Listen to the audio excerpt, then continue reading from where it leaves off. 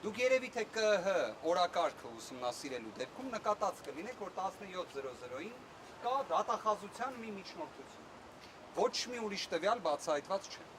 Այսօր ես ուզում եմ ձեզ հայտնել, որ նշվածը վերաբերում է Նարեկ Կարապետյանին։ Նարեկ Կարապետյանին վերաբերող միջնորդություն է ներկայացվել այն նույն տրամաբանությամբ, որով երբ ներկայացվել էր,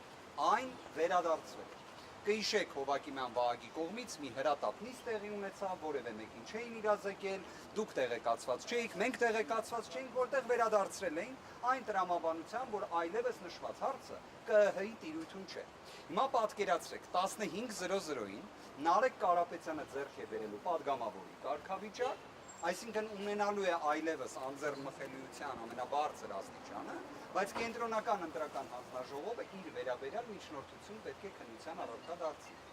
Ինչ է լինելու դրա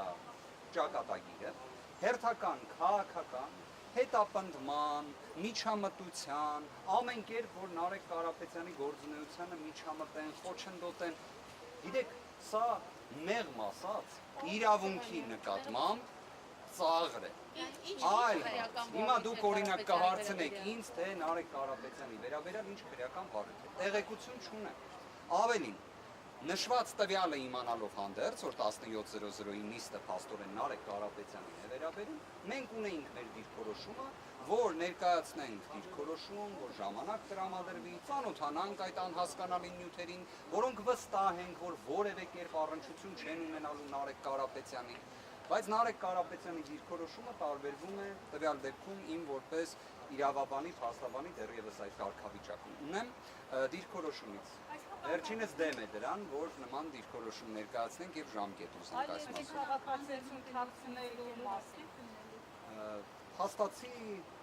միջնորդությունը դրան է վերաբերում։ Կենտրոնական ընտրական հանձնաժողովը, ճիշտ եք ասում, ոչ թե օրենքի խախտում է, այլ նաև սահմանադրական դատարանի որոշման խախտում է, այլ ընդհանրապես որևէ միջազգային փորձում նման երևույթ չենք տեսնի։ Իդեպ ես հիմա արդեն ինքս իմ նկատմամբ որոշակի քննադատություն ունեմ, շատ հարցեր ունեմ, բայց այս հարցում էլ եւս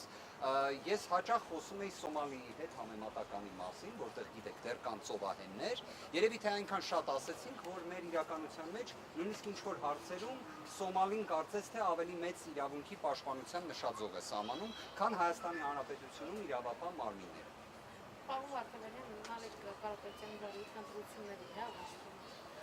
Ես Նարեկ Կարապետյանի բարույթը կարող եմ հստակ ասել, որ իրավաբանության հետ առնչություն չի կարող ունենալ, որտեղ չի կարող լինել մի բարույթ։ Ես նշված տվյալներին դեռ չեմ տիրապետում։ Այլ երկրի քաղաքացիության վերաբերյալ այնպիսի տվյալներ են հասանելի նաև քննչական մարմնին, որ իմ կարծիքով եթե դուք դիմեք քննչական կոմիտեին եւ իրենք ունենան բավարար ազնվությունը իրենց նաև հենց պարտականությունների տեսանկյունից պետք է հայտնեն, որ նշված բարույթը կարճվել է։ Այլ տարբերակ ուղղակի չունի։